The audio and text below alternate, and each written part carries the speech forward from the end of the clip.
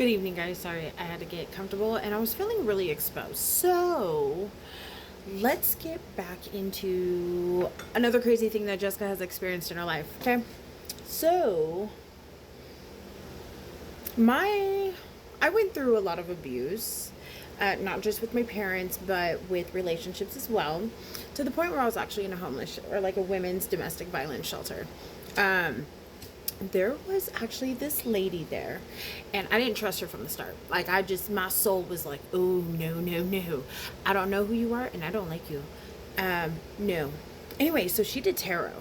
So I always tell people, unless you feel like a pull to somebody doing your tarot, then listen. But if you don't, they're not for you, and keep scrolling, right? Like, my feelings are not going to get hurt, and I tell that to everybody. And I've even turned down people for readings because I just didn't feel that thing, right? It was just, no offense, but I'm just not for you. Anyways, so the other ladies were like, oh my God, let's do tarot. Yeah, okay, so like out of the 10 or 15 women who ended up getting tarot, all ended up having nightmares. Yeah, no, we're not supposed to be doing that. So, one night, this was when I smoked cigarettes. One night, I went out to the smoking area, and there she was. And it was just her and I. And that was the first time her and I had ever been alone. Um, I have I had a lady who I would go and do her hair, and this creepy lady would be, listen, she would be in bed laying down, right? Laying like this, and then bam, sat up and looked at us. No, honey, we don't do that. I've seen that in movies, okay? And all the things that go bump in the night in movies actually exist. So, no, I don't like that. You make me super uncomfortable. But at the same time, I'm like, you can't touch me. Like, you can't touch me. Anyway, so we are out at the smoking table, and all of a sudden she's just like locked in on me, right? And I'm just staring her down like, girl, you don't even know. I know. So she's sitting there and she's trying to read tarot on me, and I look at this woman in the eyes and very calmly was, I don't know who the you are, but you cannot touch me, and you will not be able to read me. And I said that to her, and we just locked eyes, and we just stared at each other, okay? So I went to bed. I had this weird nightmare. Dream, nightmare, whatever you want to call it. I don't call it those. It's something different. But my dream, I was in the house that the movie Big Daddy was in, okay? That house, but it was for troubled teens and adolescents, to give them like a normal, like home, like a loving home experience. Anyways, this one girl goes running through the house, and I go chase her. We go through the yard, and all, like, this yard doesn't have a fence, so it turns into just a gravel parking lot with a single light, and she is crouched down. She's sitting on her butt, and she's got her knees to her chest and her head's down, okay? And she's sitting there, and in this dream, I go up to her, I crouch down, and I put my hand on her, and I'm like, hey, like, what's going on? Let's talk about this. Well, this girl looks up, but she doesn't look at me. She's looking past me. And I realize she's not looking at me, she's looking past me. And I go and turn around, and there is this massive creature, massive. His head looked like if you had a mountain range and you crushed it, but then elongated it. Okay, so he had just like a massive head.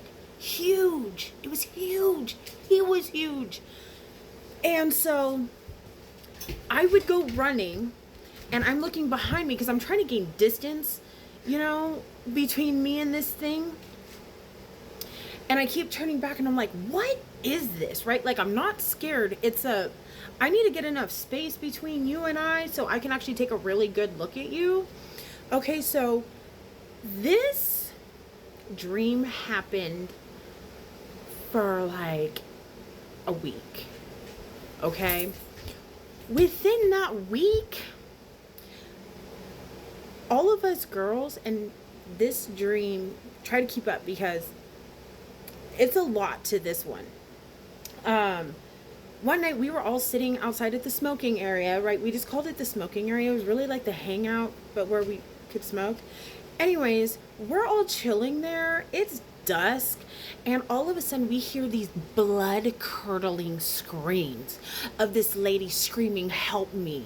Right? Blood curdling. All of us, like, we all traumatized. We are domestic violence escapees, survivors, whatever the hell you want to call us. But at that point, we were terrified. And so staff goes out there, and what they find is not a woman, but there were 32 red candles in the lawn lit. That doesn't just happen, okay? That doesn't just happen. Weird things happened, and she was always around when they happened. Anyway, so I have this dream, okay? And I wake up at 3 a.m.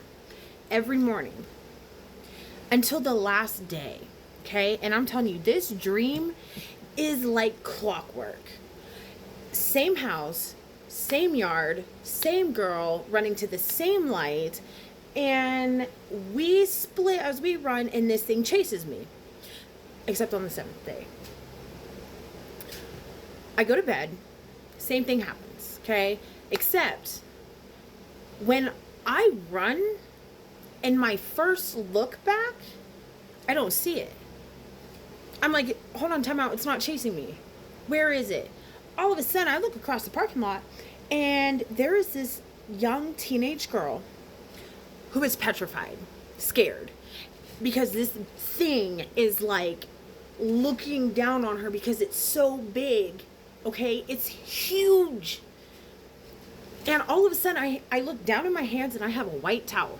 Just a white towel, like a face towel. Maybe like on the medium side of that, right? A little bigger. Anyways, I have this towel, and all of a sudden, I just throw it. I throw it to the girl. It lands on her face. And this thing grabs her face, and his hands go shooting up in flames. Like, we're talking like 30 feet. And I'm just like, oh my God. Like, what is this? Next thing you know, this thing looks at me, we lock eyes, and I said, that's right, let's go. And I start charging for this thing, okay? And I mean, we get toe to, like, we are nose to nose. Boom, I wake up to just a loud crack. 3 a.m. on the dot, okay? 3 a.m. on the dot. This was the 7th day of this, okay? And this crazy lady trying to do tarot. Like, y'all gotta be careful out there. Like, this stuff is real. It is real. I don't know. All I know is, honey, you can't touch me in the physical, and you sure as hell can't touch me in the spiritual. And that's what I try to teach people.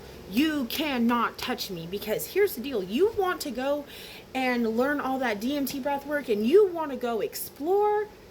Y'all need to be right with yourselves, and you all need to be right with your faith before we can go do all that. Because you have to know you are divinely protected. And that is why I have not yet. They can't have my soul. Nope. No ma'am and sirs. No. So, we are going to probably get onto another story, because, man, I'm on a roll tonight.